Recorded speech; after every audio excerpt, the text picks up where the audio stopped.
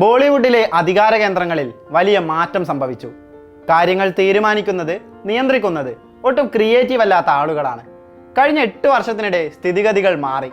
സിനിമകളിൽ നിന്ന് മാറ്റി നിർത്തപ്പെട്ടു. അതിന് വർഗീയപരമായ കാരണങ്ങളും ഉണ്ടാകാം. ഇന്ത്യൻ സിനിമയുടെ ഇസൈപ്പുയൽ AR റഹ്മാൻ ഹിന്ദി സിനിമാ മേഖലയ്ക്കെതിരെ നടത്തിയ തുറന്നുപറച്ചിലുകളാണ് ഇപ്പോൾ സമൂഹ മാധ്യമങ്ങളിലെ ചർച്ച. എവർഗ്രീൻ ക്ലാസിക് ഗാനങ്ങളുടെ creator, Oscar, Grammy, Golden Globes തുടങ്ങി സൂര്യന് താഴെയുള്ള എല്ലാ അവാർഡുകളും കരസ്ഥമാക്കിയ മ്യൂസീഷ്യൻ സ്വന്തം രാജ്യത്തെ ഏറ്റവും വലിയ ഇൻഡസ്ട്രിയിൽ അദ്ദേഹത്തിന് നേരിടേണ്ടി വന്ന അനുഭവങ്ങൾ വെളിപ്പെടുത്തുകയാണ്. BBC ഏഷ്യൻ നെറ്റ്വർക്കിന് നൽകിയ അഭിമുഖത്തിലാണ് റഹ്മാന്റെ പ്രതികരണം. തമിഴ് കമ്മ്യൂണിറ്റിക്ക് ബോളിവുഡിൽ ഇപ്പോഴും ചില വിവേചനങ്ങൾ നേരിടേണ്ടി വരുന്നുണ്ട്. 90കളിൽ എന്തായിരുന്നു അവസ്ഥ? താങ്കൾക്കുണ്ടായ അനുഭവങ്ങൾ എന്തൊക്കെയാണ്? അവതാരകന്റെ ചോദ്യത്തിന് മറുപടിയായാണ് ARR ഇങ്ങനെ പറഞ്ഞത്. 90കളിൽ വിവേചനങ്ങളെ പറ്റിയൊന്നും അറിഞ്ഞിരുന്നില്ലെന്നും അങ്ങനെയൊന്നും തനിക്ക് ഫീൽ ചെയ്തിട്ടില്ലെന്നും അദ്ദേഹം പറയുന്നു. കഴിഞ്ഞ 8 വർഷത്തിനിടയിലാണ് പരോക്ഷമായി അത്തരം അനുഭവങ്ങൾ ഫീൽ ചെയ്തതെന്നും അദ്ദേഹം കൂട്ടിച്ചേർക്കുന്നു.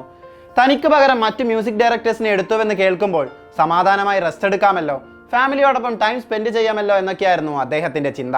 റോജ മുതൽ ദിൽസെ വരെയും പടകാളി മുതൽ ജയ്ഹോ വരെയും ലോകം ഏറ്റുപാടിയ സംഗീതജ്ഞനാണ് AR റഹ്മാൻ. കാലം എത്ര കടന്നുപോയാലും മായാതെ നിൽക്കുന്ന പ്രഭയുള്ള കലാകാരൻ. ലോകത്തിന്റെ ഏതൊരു കോണിലും ഒരു റഹ്മാൻ പ്രേമിയെ കാണാനാകും. ഇളയരാജ എന്ന മൈസ്ട്രോ അരങ്ങിൽ കത്തി നിൽക്കുന്ന സമയത്ത് 90കളിൽ പുതുവിസ്മയം തീർത്ത പുതുയുഗത്തിന് തുടക്കം കുറിച്ച റഹ്മാൻ തമിഴ് സിനിമയുടെ തലമുറ മാറ്റത്തിന്റെ പ്രതീകമായി. പിന്നീട് അങ്ങോട്ട് ബോളിവുഡും ഹോളിവുഡും എല്ലാം അദ്ദേഹത്തെ, ആ ശബ്ദത്തെ, സംഗീതത്തെ വാഴ്ത്തിപ്പാടി. 2018 മുതൽ 2025 വരെ, അതായത് ARR പറഞ്ഞ കഴിഞ്ഞ 8 വർഷങ്ങൾ, 42 ചിത്രങ്ങൾക്കാണ് റഹ്മാൻ സംഗീതമൊരുക്കിയത്. അതിൽ 17 എണ്ണം ഹിന്ദി ചിത്രങ്ങളാണ്. എല്ലാ വർഷവും 2 ചിത്രങ്ങൾ വീതം. പ്രൊപ്പഗാൻഡ ചിത്രങ്ങളായ ഛാവ, ഗാന്ധി ഗോഡ്സെ ഏക് യുദ്ധ് അടക്കം ഇതിലുണ്ട്. എന്നാൽ ആ സിനിമകൾ ജനങ്ങളെ സ്വാധീനിക്കില്ലെന്നാണ് റഹ്മാന്റെ വാദം. മോശം ഇന്റൻഷൻസുമായി വരുന്ന ചിത്രങ്ങൾ ഒഴിവാക്കാൻ നോക്കാറുണ്ടെന്നും ഒരു സിനിമ കൊണ്ട് മാത്രം ആളുകൾ ഇൻഫ്ലുവൻസ്ഡ് ആകില്ലെന്നും അദ്ദേഹം പറയുന്നു. ARRന്റെ വരാനിരിക്കുന്ന 14 സിനിമകളിൽ 7 എണ്ണം ഹിന്ദിയിൽ നിന്നാണ്. അതിൽ തന്നെ ബ്രഹ്മാണ്ഡ ചിത്രം രാമായണയും ഉൾപ്പെടുന്നു.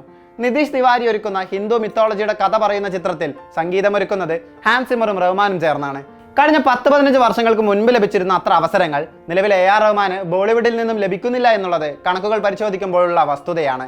അതിൽ ബോളിവുഡിലെ അധികാര കേന്ദ്രങ്ങളിലെ മാറ്റം ഒരു പ്രധാന ഘടകവുമാണ്.